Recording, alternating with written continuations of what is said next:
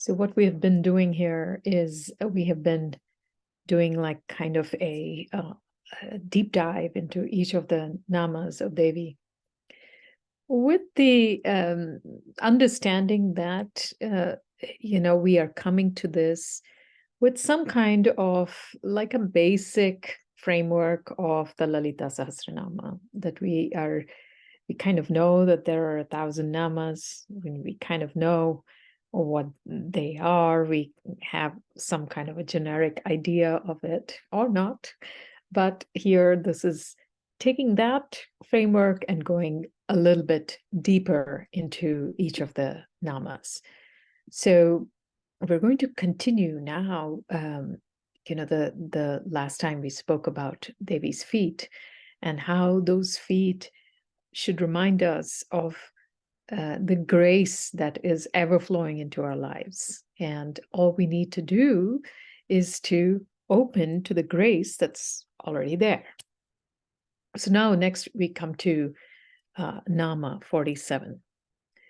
Marali Mandagamana. Okay, Marali Mandagamana. Marali means swan. Okay, Manda is such an important and incredible word. Manda means slow.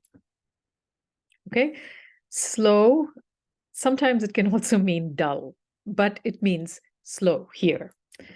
Gamana means the way of movement. Okay, moving, the particular characteristic of moving. So Marali Mandagamana. So we're referring to Devi's movement in creation. And she moves like a swan. If you see swans, kind of floating on a lake, they kind of take their own time, right? It's like, nobody rush me, nobody come in my way. I'm just going to move at my own pace. Right? If you see swans, they're in the real world, they're quite territorial, and they kind of don't like to be told what they need to be doing, and they move so gracefully. And if you see swans, when they're moving on water, the trace they leave in the water is also very beautiful. So not only do they move so beautifully, the impression they leave on the water is also very beautiful. It's very graceful and sweet. So here we are talking about Devi's movement being like a swan, being like that of a swan. The importance of a swan in these traditions is quite significant. Okay, and this has to do with a couple different concepts that are important for our own practice and understanding. The first concept or first principle to understand with a reference to swan is that the hamsa, or the swan in these traditions, is a reference to a perfected being. A perfected being who can separate milk from water. Okay, so if you give a swan, these perfected beings, a mixture of milk and water, they will be able to separate the two. Imagine that. That's how graceful and precise our movement through the world needs to be. That's how sharp our discernment needs to be able to discern between milk and water. And it's only in the discernment of milk and water that we can leave such a beautiful trace on the water that we are floating on. Now, how do we do this? So, if you look at the structure and the movement of cosmic structures. Everything is moving at a breathtaking speed. If you look at galaxies, they're hurling through space, right? And our Earth is like spinning so fast every 24 hours and kind of rushing around the sun. There's nothing swan-like about this, right? Everything is going at a breakneck speed everywhere. Then what are we talking about? You see, this is the play of time. In order for us to become swan-like and to be able to discern water from milk, what needs to happen? Our minds need to slow down. Absolutely slow down so that from this moment to this moment, ordinarily, there is no gap. Between this moment and this moment, there is no gap. We are just moving as if hurling through space. But if you can slow time down, between this moment and this moment, we can find a sequentiality. We'll be able to find different phases where this is transforming into this. It's possible, but that's possible only when we slow time down. When we become mandagamana. You just have to slow down. You have to slow down this in such a way that the sequence of events between two things becomes obvious to us. So in my field of cardiac imaging, this is called temporal resolution. That means the ability to differentiate between 2 points in time. Okay? We actually like very, very, very tiny temporal resolution. That means when we are trying to do medical imaging, the shorter that time interval is, the better the image quality. But in our own discernment, actually, we want that temporal resolution to be really long. So we are able to differentiate between 2 points in time. Because only when we are able to slow down time and become mandagamana, we can differentiate the milk from the water. If we are hurling through space, rushing through things, we are not going to be able to differentiate the cause from the effect. We're not going to be able to differentiate the real from the false. We're not going to be able to differentiate the self from the self. The self with the capital S versus the self with the small s. We're not going to be able to differentiate the true subject and the object. We're not going to be able to find that gap. Okay? It is only through slowing down time. Now, how do you slow down time? That secret is also there in this nama. Because Marali. Marali is another name for Hamsa. Where have you heard this word, Hamsa? The sound of the breath. Soham Hamsa. Soham Hamsa. This is called the Ajapa Gayatri. Ajapa Gayatri means something that you are not chanting, something you are not uttering, something you're not doing ucharana of. It's happening on its own. A lot of times what happens with mantra sadhana is when that mantra becomes your own resonance. It has become absorbed into your own cells, into your own being. That mantra does you. Instead of you doing the mantra is doing you. That is known as ajapa, ajapa japa. Here we are talking about the sound of the breath. Hamsa, Hamsa, Hamsa. That is a japa Gayatri. At some point, when we become completely aware of, when we become aware and we meditate on this Hamsa, the sound of the breath, that becomes Soham. Okay, there is a reversal of that. Or you can say the Soham becomes Hamsa. Soham, Soham. That becomes Hamsa. That means the Soham, which was the ordinary breath, the breath that goes on, has now become the breath of discernment. Nothing has changed. Ajapa Gayatri has continued, but my discernment has become swan-like. So when we say meditate on the breath, how do you meditate on the breath? What do you meditate on? The gap between breaths. You meditate on the gap between the breaths. You meditate on the gap between the inhalation and exhalation. So there are so many techniques of meditating on the breath.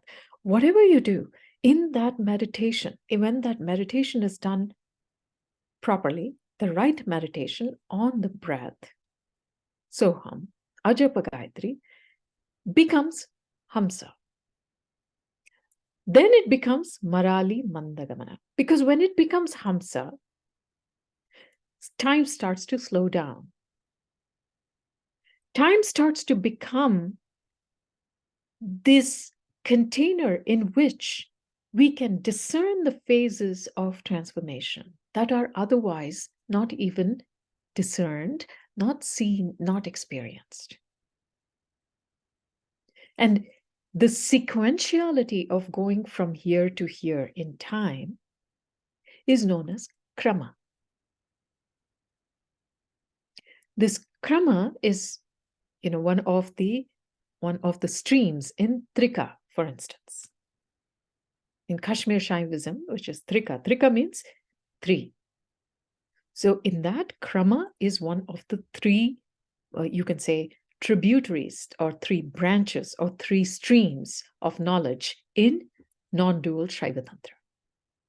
But krama cannot even be attempted, cannot even be understood, cannot even be experienced if we don't slow down time. And slowing down time means becoming Marali Mandagamana. Slowing down. Okay. In fact, slowing down is the paradoxical way of getting more things done. It's quite a paradox, actually. The more you slow time down, the more you're able to do and get things done. And it would be like this, and I can tell you, this is something I didn't intentionally come into it, but it's something I have come to experience, is that when time slows down, people around you are saying, how are you doing all this? You're doing so many things. How is that happening? But you yourself feel like you're doing nothing. You're like, it's not even registering what that means. It's not even making any sense. Because in your view, time has slowed down. So you're completely relaxed, churning out a bunch of things. But to everybody else, it may look like, how is this even happening? How I too have 24 hours. But I'm not able to accomplish so much. So if you see people who accomplish a lot in their life, in their 24 hours, you can go, can do all kinds of hacks and stuff. But that's not it. It's because one way or the other, they have slowed down time. And that is Marali Manda Gamana. Okay, so that is the importance, great importance of this nama, that Devi moves like a swan. Okay, she is this Hamsa. Next nama, 48. Maha Lavanya Shevadihi. Okay, Maha means great. Lavanya. Lavanya means elegant, beautiful. Shevadi. Shevadi means she is like the absolute treasury or the treasure house of beauty.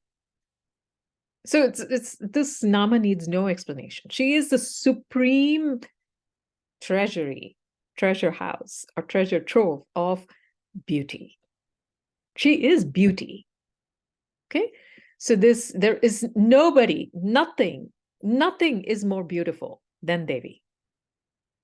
That is the meaning of Mahalavanya Shevati. Then we come to Nama 49. Sarvaruna. Sarvaruna. Now, very, very important fundamental principle of this tradition, this Nama. And we are going to see this again and again throughout the Lalitā Sahasranāma. We've already seen it, but now we're going to talk about this a little bit more. Sarva means all encompassing. Aruna means the color of the rising sun. Red. Okay. Sarva Aruna. Sarva Aruna. So Devi, from head to toe, she's red. But she's not like this, the red that blinds you. She is this red of the rising sun that entices you. That red in the sky that you see, that rare time when you woke up early enough to see the sky and you saw this red, the sun has not yet come out and it's just the sky. That's what we're talking about. Sarvaruna. Okay. And we have already seen a reference to red with Devi. But why? What's the deal with red is the question. Why red? So now if you look at white light, you take white light and then you pass it through a prism. You're going to get a whole rainbow of colors based on they're just divided by wavelength. At one end of the spectrum, you have red, and the other end of the spectrum, you have violet. Beyond red, you have infrared. Beyond violet, you have ultraviolet. And in between all this, you have the 7 colors of the rainbow, which 7 is a very important number. The 7 notes of music, the 7 frequencies that are important, that make up the primary frequencies. Then you have the 7 chakras and so on and so forth. But red is the long wavelength end of light, the spectrum of light. The visible spectrum of light, because there is also infrared that we can't see. Okay? Now, when you look at the color models, right, there is a primary color model called the RGB model. The artists all know this, right? The red, green, and blue, the RGB model. And so red is part of that RGB color model. And we'll come back to why that is important. But when you look at the evolution of, the human sensory organs, or just the evolution of humans in general, is that when you see the lower animals, many lower animals cannot see red. They can see green and blue, but they cannot see red. Okay? But it is thought that primates developed the ability to see red so that they can see ripe fruit, that they were able to differentiate and pick out ripe fruit. Okay? So red is actually an evolutionary strength. The ability to see red is an evolutionary strength. Now, when you take RGB, You combine red, blue, and green, you combine them together, they become white. If you combine red, blue, and green light, what you get is white light. Even though white light went into all these, the whole spectrum, you just combine these three and you get white light. Now, in Sri Vidya, where do you see red, blue, and green? Red is Lalitā Devi. Green is Matangi. And blue is Varahi. See, Lalitā Devi is red. Her commander-in-chief is blue. Her prime minister is green. Together, they transcend. So if you have the red, blue, and green, then you transcend the water and go into the milk.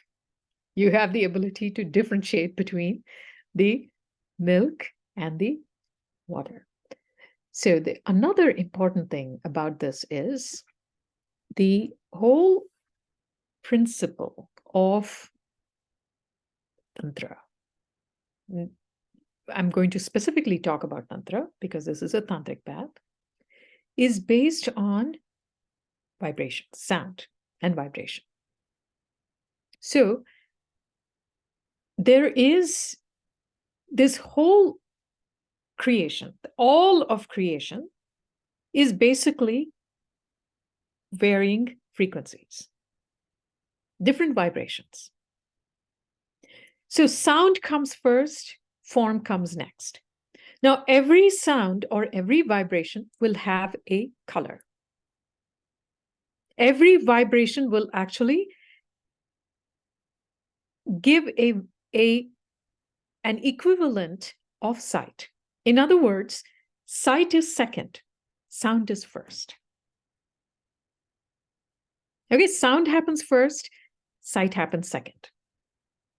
Now, this is contradictory to what we say that, we see lightning first and then hear the thunder, right? That light travels first, sound travels second.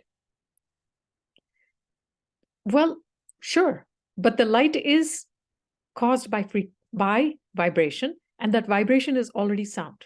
It may travel to our ears late, but it's already pre-existing.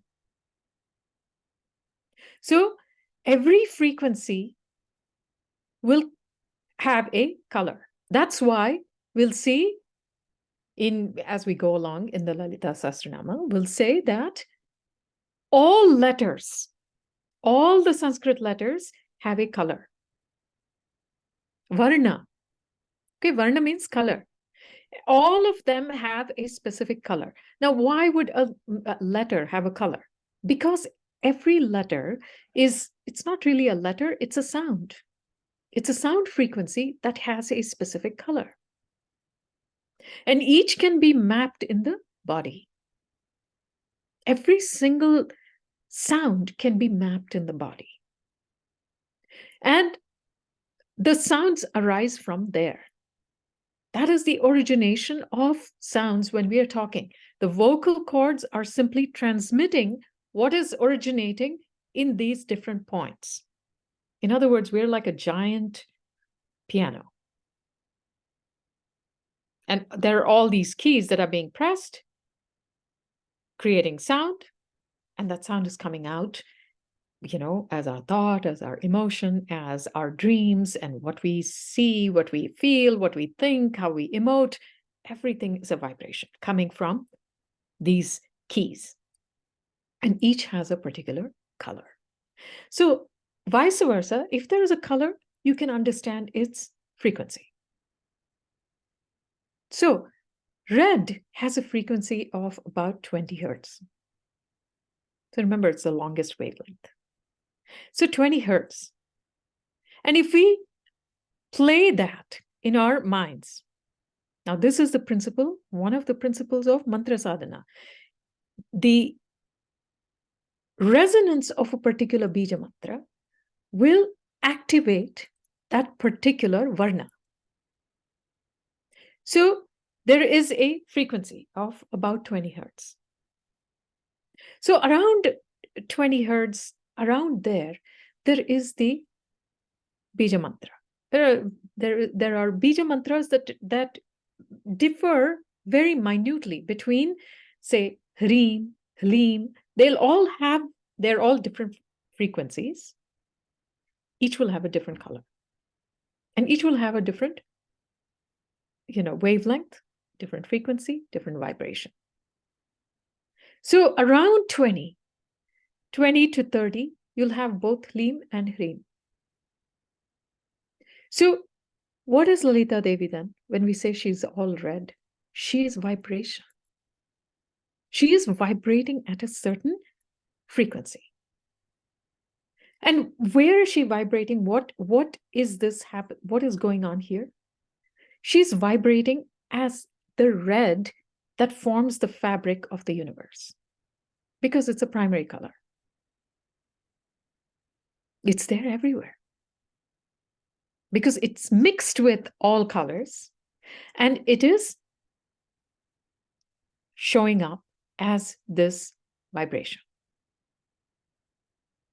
So red is that color of Devi because of the importance of the ability to see red and it being a primary color.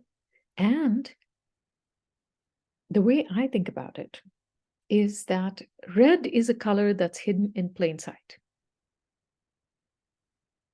So if you see the colors of the chakras, for instance, there are no set colors of the chakras. But when we are, in these deep meditative states, we see colors. And one of the colors that we can see that when we hit upon the Mooladhara chakra is red. Now, what is Mooladhara chakra? Of course, there are all the deities associated with the Mooladhara chakra and so on and so forth. But on a more primal, fundamental level, it is what is obvious in the world. It is what is manifested already.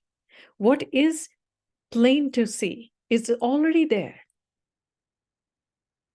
It is what we are anchored in. So where is Devi? Everywhere you look. There is nowhere that she's not, because she's Sarvaruna. She's only red. Right? There is nowhere that she's not. We just have to become Marali Mandagamana to see her. That's it. Right? So, Sarva Runa, and so that was number 49. Navadhyangi, Anavadhyangi, Sarvaruna Navadhyangi. That's how those two namas come together, but it is Anavadhyangi. That means her body, Anga means body, Avadhya means, it's Avadhya means not perfect. Anavadhya means not imperfect. It's such a play on words. The author of this doesn't come out and say, well, she's perfect. They'll go roundabout and say she's not imperfect. And now you're like, why beat her on the bush? Why can't you just say she's perfect? Because it won't have the same effect on us. If we say she's not imperfect, now look at our lives. Look at your life. Look at the world. Look at, the way the world is, the way life is. If you say, well, everything is perfect, that has one particular resonance. But you can say everything is not imperfect. And see how that feels for you. Everything is not imperfect.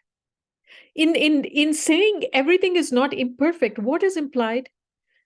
That there are dualities. There are things that, are lows, there are highs. There are fun things and there are not so fun things.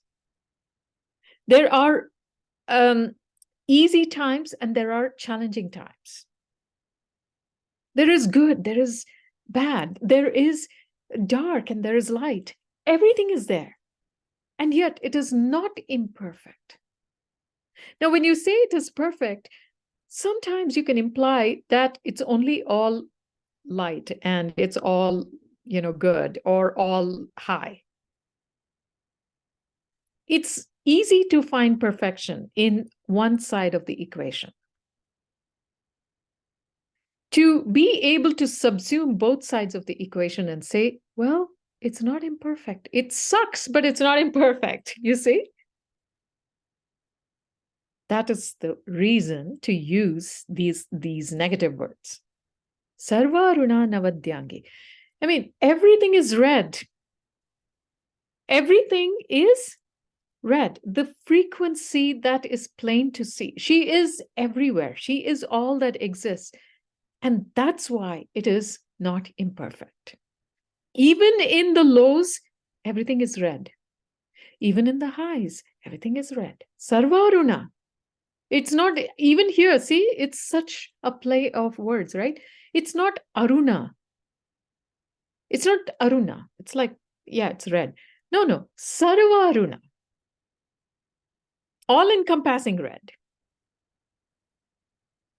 Sarva Aruna Navadyangi. In that, in that you have basically covered the whole spectrum of this long wavelength that is plain to see. It is all that exists and it's not imperfect. Even through all the muck. Because you see the swan? It'll just glide through, even in really pretty gross waters. Finding that, the milk in that whole mixture. So, Sarvaruna Navadyangi. Then we are talking about Sarva Bharana Bhushita. And she is fully decorated. Sarva, again, Sarva means all. Abharana means jewelry, decorations. Bhushita means decorated, adorned. So she is completely from head to toe. There is not a part of her that is not ornamented. So the most important thing here is this. She is perfection herself. She is absolute perfection. Remember how we saw that in the previous Nama. She is absolutely faultless perfection herself. Her form is. She doesn't need any ornaments. And yet, the ornaments are beautified by her. So when you look at a picture of Devi and you see, that she's wearing like this, when we do this, the 16-step puja of Lalitā Devi, there is one step in which it's a very moving step, where you are offering all these ornaments to her. Navamani Makutam, Chandra Shakalam, Simanta Sinduram, Tilakaratnam, Kalanjalam. We are just going from top to bottom and we are adorning her in every possible way. And one of the things that really moves me is, we say Mahapatakam. Mahapatakam means she's wearing this necklace. She's wearing the Mangalyam, that is, the Mangal Sutra, that is Shiva's, a signature of her marriage to Shiva. And she's also wearing her Sri Chakra. So simple, like, very nonchalant. She's wearing a Sri Chakra. I mean, mind you, she is the Sri Chakra. So everything is beautified by her, right? So Navamani Makutam. So she's wearing this crown that is made of the 9 jewels or the 9 gems. And you look at that crown and you look at a picture of Kamakshi, you look at a picture of Lalitā Devi, and you look at that crown. The crown looks beautiful because she's wearing it. Right? So everything is beautified by her perfection. So Sarvaruna Navadyangi, Sarvabharana Bhushita. So those are the names that we will stop at today. But do reflect on the not imperfect and how this applies to you, and the practice of Marali Mandagamana, slowing down. And the way to slow down is to not multitask, to do one thing at a time, to become really mindful of what you're doing. Mindfulness is one great way to slow down time. Okay, so I'll stop here. Take any questions you may have. Dhruva? Yes, please. Is it possible to know the color and frequency of Shrim? The what? Of Shrim, Bija Shrim. What is the color and the frequency of this Bija? So the frequencies of Shrim is about 40. Okay.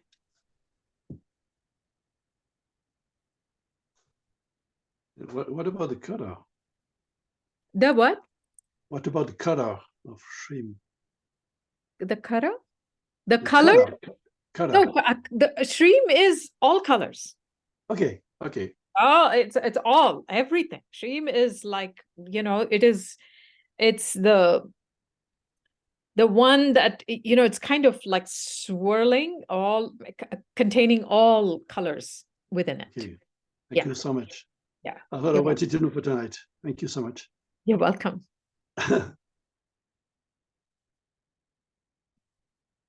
What do black and yellow represent when you see those two colors? Not necessarily anything. Yellow, I mean, it depends on the tradition in which you are studying and what that means. And, sometimes in some traditions, people say yellow is something related to, for instance, the Manipura chakra. And, but not necessarily. It could just be a color. So it could just represent some subconscious thing that is coming up. So it's hard to know, and I like to emphasize that everything is lineage and tradition specific. So the meanings that we assign to something, they need to come from that tradition in which you are studying. So I hope that makes sense. There is no universal meaning to something. So there are some things, yes, but not everything. Any other questions?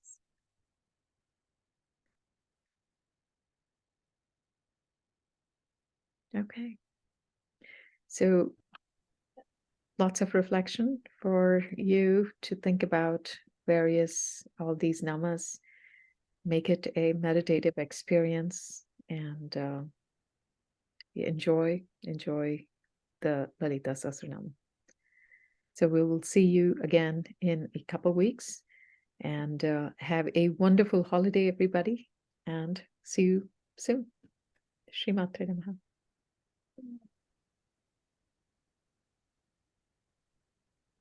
Thank you.